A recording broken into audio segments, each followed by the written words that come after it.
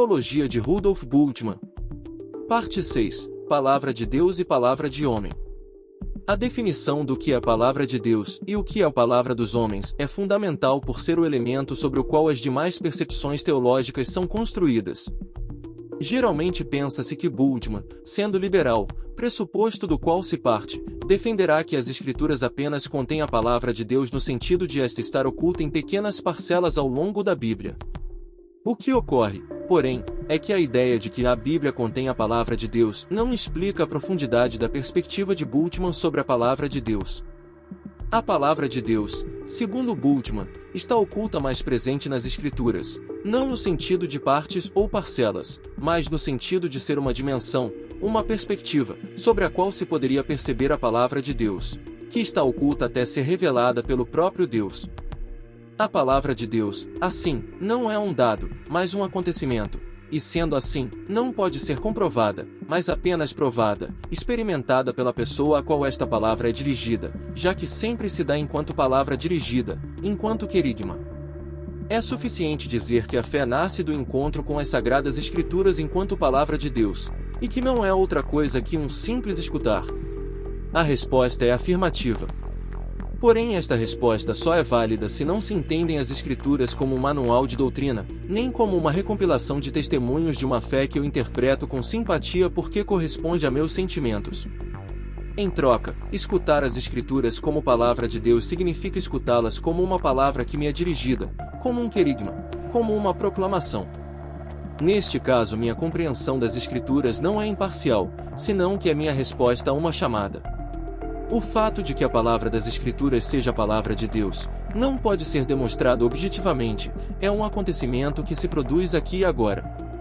A palavra de Deus está oculta nas Escrituras, como toda ação de Deus está oculta por onde for.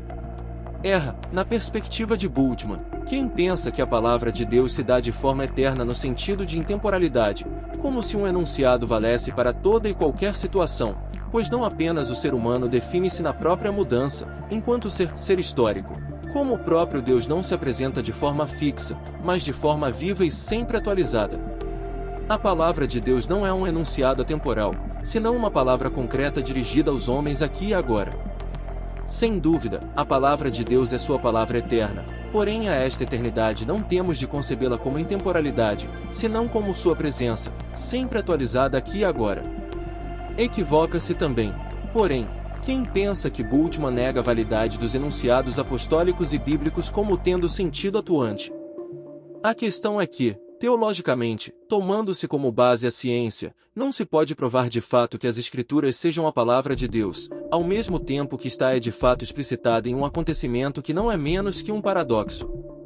O paradoxo se estriba em que a palavra de Deus que está sempre acontecendo aqui e agora constitui uma e a mesma coisa com a palavra inicial da pregação apostólica, cristalizada nas Escrituras do Novo Testamento, transmitida incessantemente pelos homens, cujo conteúdo pode ser formulado em enunciados gerais.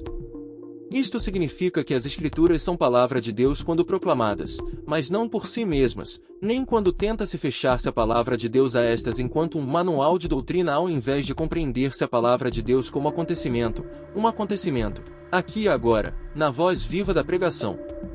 É desta forma que a palavra de Deus e as Escrituras seguem estreitamente unidas, enquanto mensagem viva e não mera leitura de proposições gerais e sistematização de dogmas, uma vez que a proclamação é, por sua essência, discurso direto que atinge as pessoas individualmente, questionando-as em sua autocompreensão e exigindo sua decisão.